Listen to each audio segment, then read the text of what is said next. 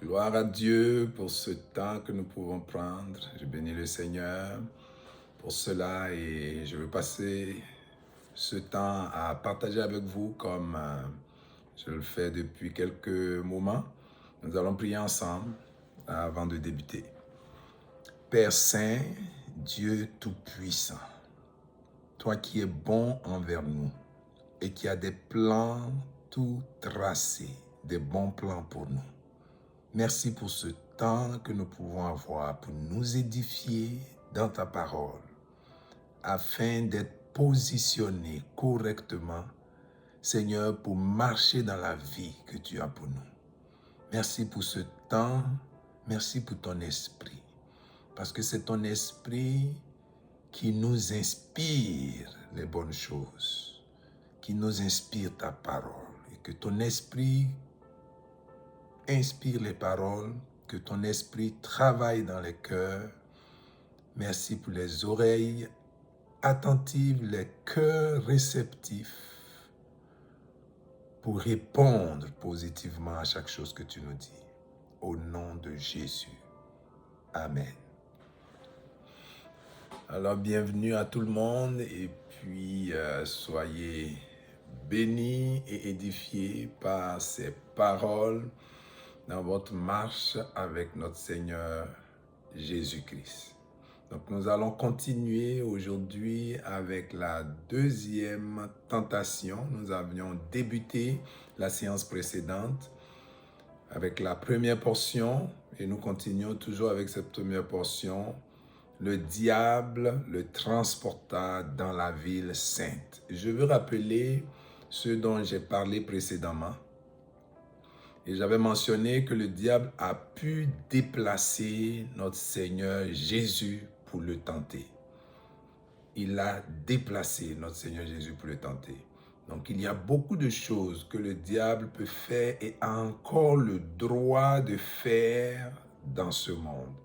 Parce que son temps n'est pas encore fini, mais son temps tire à sa fin. Et nous ne voulons pas lui laisser l'occasion, parce qu'il est là et qu'il a le droit de faire ce qu'il veut de nos vies.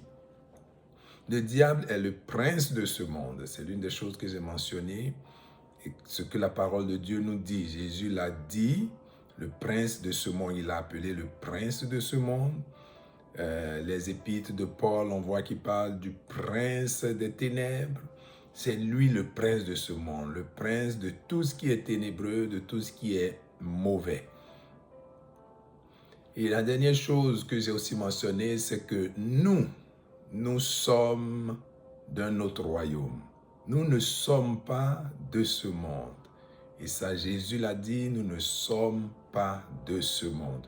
Nous sommes du royaume de Dieu, nous appartenons à Dieu, nous sommes d'un royaume qui est au-dessus de ce monde. Mais c'est un royaume spirituel auquel nous devons apprendre à accéder avec les moyens spirituels que notre Seigneur nous a donnés, dont sa parole, dont l'esprit qu'il a placé en nous. Donc, dans cette deuxième tentation, je fais ressortir quelque chose qui nous permettra de voir comment le diable peut emmener les tentations.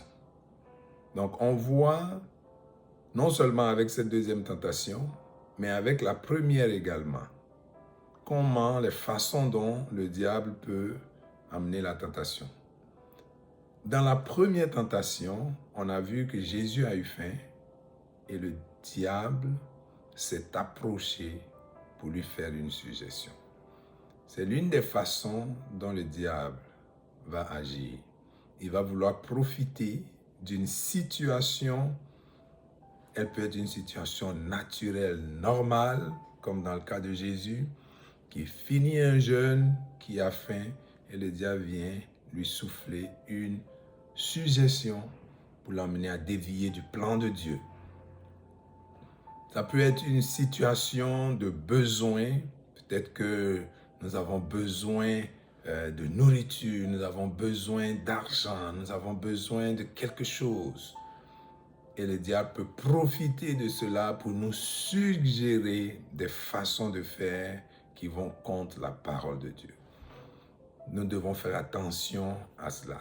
Dans des situations de besoin, nous pouvons avoir de l'argent qui ne nous appartient pas, qui appartient peut-être à l'entreprise dans laquelle nous travaillons, où nous avons à faire des comptabilités, à déclarer des choses, et nous pouvons être tentés par l'ennemi avec sa voix de dire, ben voici, tu as l'occasion d'écrire tel montant plutôt que tel autre montant, est-ce que tu vas céder? Nous devons toujours céder à ce que l'Esprit va nous dire, qui est ce que la parole de Dieu nous dit et renforce dans notre vie.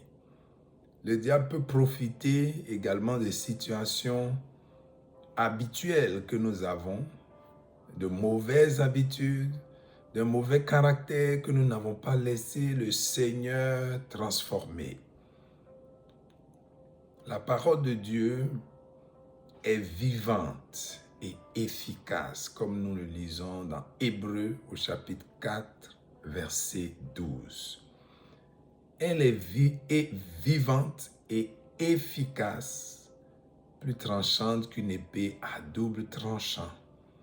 Et elle est capable de séparer moelle et jointure, âme et esprit. Alors la parole de Dieu, si nous lui laissons la place, si nous lui donnons la place qu'il faut, elle transforme nos vies. Elle va transformer les mauvais caractères. Mais si nous laissons ces habitudes dans nos vies, et quelquefois, cela peut se présenter pour nous comme étant un avantage. Par exemple, quelqu'un qui est orgueilleux, il va penser que son orgueil le place au-dessus des autres. Que s'il apprend à être humble, les gens vont lui marcher là-dessus. Mais non, si tu comprends bien, ta force ne vient pas de ce que ta chair te pousse à faire, mais ta force est dans le Seigneur et dans sa parole qui te permet de vaincre les choses de l'ennemi. Donc un mauvais caractère, le diable peut en profiter. Nous devons nous débarrasser de tout ce que le Seigneur nous révèle à travers sa parole et donner l'opportunité à la parole de nous transformer. Parce que chaque fois que des choses vont se présenter devant nous, si nous sommes réellement enfants de Dieu, l'Esprit de Dieu va nous communiquer ce que Dieu veut que nous fassions. L'Esprit de Dieu va nous rappeler la parole de Dieu et la façon dont nous devons agir dans la situation. C'est à nous de céder à l'Esprit de Dieu pour laisser la chair mourir de sa mort. De toutes les façons, la Bible nous dit que nous sommes morts avec Christ. La chair doit mourir. Elle est morte, nous ne devons pas continuer de la traîner. C'est comme si nous traînons un cadavre avec nous. J'ai aimé cette image qu'un pasteur a présentée. Laisser la chair agir selon la chair, continuer à faire les choses que la chair nous pousse à faire, c'est une façon de traîner un cadavre avec nous. La chair doit nous servir de tente. Notre corps, je veux dire, doit nous servir de tente et nous sert de tente seulement. Nous avons besoin de cette tente pour vivre dans ce monde, pas pour la satisfaire, pour satisfaire ses désirs.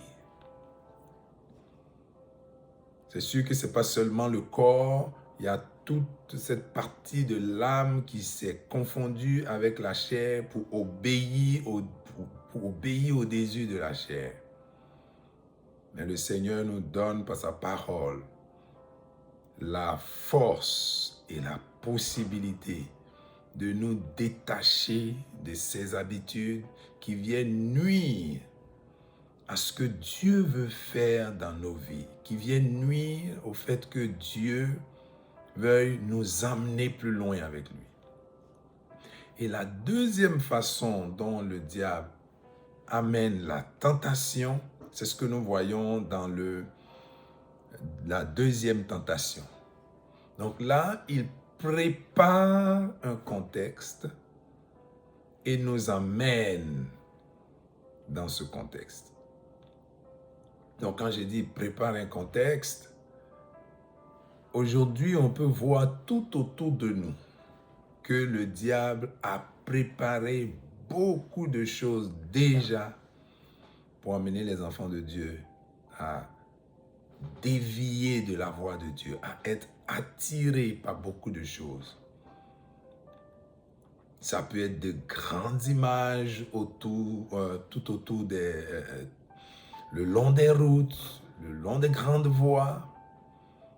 Ça peut être dans les centres d'achat, les choses qui sont exposées. Ça peut être à des endroits précis. Ça peut être des choses qui existent tout proche de nous.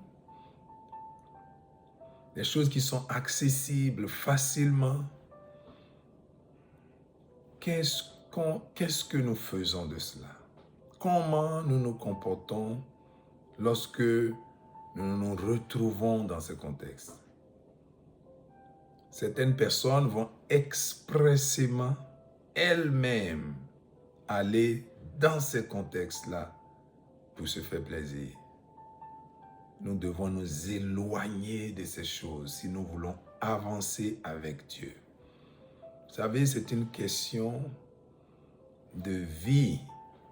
C'est une question de vie. Nous ne devons pas tuer la vie que Dieu nous donne. Nous devons plutôt permettre à cette vie d'éclore pour que nous voyions ce que Dieu est capable de faire. Pour que nous les voyions dans notre propre vie. Pas seulement dans la vie des autres pour en rendre témoignage et nous attendre à ce que de façon spectaculaire, cela nous arrive. Ou de façon subite, cela nous arrive. Non, les choses de Dieu, nous devons nous-mêmes nous placer là-dedans. Nous devons nous attacher à elles. Et quand nous sommes attachés à ces choses, nous les voyons, nous voyons ce qui en découle se manifester. Alors, je veux terminer avec deux passages que nous trouvons dans les épîtres de Pierre et de Paul. D'abord, dans 1 Pierre, au chapitre 5, les versets 8 et 9, la parole de Dieu nous dit « Soyez sobres, veillez. Votre adversaire, le diable, rôde comme un lion rugissant, cherchant qui il dévorera. Résistez-lui avec une foi ferme, sachant que les mêmes souffrances sont imposées à vos frères dans le monde. » Je vais peut-être prendre ça un peu à l'envers, donc commencer par le bas. Sachant que les mêmes souffrances sont imposées à vos frères dans le monde. L'apôtre Pierre dit que les souffrances que nous avons dans ce monde, il y a d'autres qui souffrent de cette même façon. Nous ne sommes pas les seuls. Quelquefois, lorsque les souffrances arrivent, nous pensons que nous sommes les seuls, que Dieu nous a abandonnés. Ce que j'ai compris, c'est que ces choses sont des opportunités pour nous de voir la gloire de Dieu se manifester dans nos vies. En restant fidèles, en restant attachés à lui. Donc je reviens au verset 8 qui dit « Soyez sobres, veillez, votre adversaire le diable rôde comme un lion rugissant, cherchant qui dévorer. » Ce que la parole de Dieu nous dit, c'est que ce que le diable fait, ça ressemble à un lion qui rugit. Il n'est pas un lion, il est comme un lion rugissant, cherchant qui il dévorera. Alors, vous êtes-vous posé la question, pourquoi il cherche qui il va dévorer alors que nous sommes là? C'est tout simplement parce qu'il ne peut pas comme ça dévorer. Il faut bien que nous cédions pour qu'il puisse dévorer. Il rugit, il fait du bruit, mais tant que nous restons dans le cadre de ce que Dieu a planifié, le cadre de ce que la parole de Dieu dit, le diable n'a pas accès à nos vies. Je ne parle pas de persécution. Le Seigneur Jésus a dit que ses serviteurs vont être persécutés. Mais je ne parle pas de ça. Je parle de toutes sortes d'autres problèmes, défis, des tentations, etc. Le diable ne peut pas avoir accès à nos vies si nous n'ouvrons pas la porte.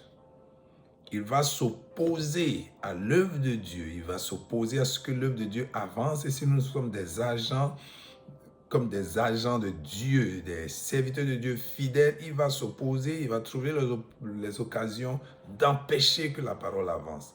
Ça, c'est la persécution. Mais pour notre propre vie, où nous servons le Seigneur, le diable ne peut pas venir s'introduire dans notre vie si nous ne lui ouvrons pas la porte. C'est là que la parole de Dieu nous dit: résistez-lui d'une foi ferme. Si nous lui résistons, il fuira loin de nous. Donc ce que Dieu dit, c'est d'être sobre et de veiller parce qu'il rôde. Il faut être sobre, il ne faut pas s'accaparer de plein de choses, s'occuper, être occupé de plein de choses du monde. La parole de Dieu nous dit d'être sobre. Il y a des choses qui sont nécessaires dans la vie, que nous allons avoir besoin de faire, mais elle nous demande d'être sobre. Sobre pas seulement par rapport à la boisson alcoolisée. De toute façon, ça, tout enfant de Dieu qui craint réellement le Seigneur ne se lancera pas dans ces choses. Il dit d'être sobre, sobre dans la vie de façon générale, sobre dans ce que nous faisons. Il dit de veiller. Veiller, c'est nous tenir toujours en éveil, savoir que nous avons besoin d'être toujours connectés à Dieu. Ne pas nous laisser distraire. Parce que lorsque nous ne veillons pas, nous sommes distraits, nous sommes beaucoup occupés, nous n'avons pas le temps pour les choses de Dieu. Et c'est là que l'ennemi peut facilement venir. Mais si nous sommes pleinement dans les choses de Dieu, conscients de ce que nous sommes enfants de Dieu, conscients de ce que nous sommes dans un monde dont le prince est le diable, nous veillons, nous regardons les choses et nous restons connectés à notre Seigneur. Le deuxième passage, le dernier, c'est Romains 12, 11. Ayez du zèle et non de la paresse. Soyez fervents d'esprit. C'est ce que l'apôtre Paul nous exhorte à faire. Être fervent d'esprit. Ce n'est pas fervent d'intelligence, c'est fervent d'esprit. Parce qu'il y a beaucoup qui pensent qu'ils sont intelligents dans les discussions, etc. Mais il ne s'agit pas de ça, c'est d'être fervent dans les choses spirituelles, fervent d'esprit. Donc avoir du zèle pour les choses de Dieu, ne pas paresser dans les choses de Dieu, avoir du zèle dans les choses de Dieu, rester fervent d'esprit, veiller, rester sobre, se débarrasser de tout ce qui peut nous empêcher d'avancer dans les choses de Dieu. Car que le Seigneur vous fortifie par ses paroles. Tenez bon, tenez ferme, parce que Dieu est fidèle. Père, je te rends grâce et je te rends gloire pour ce temps. Merci pour ces paroles. Que ton peuple qui l'entend soit édifié, que tes enfants qui l'entendent soient édifiés dans leur marche avec toi. Merci pour nos vies que toi-même tu entretiens de cette façon par ta parole. Gloire à toi dans le nom de Jésus. Amen.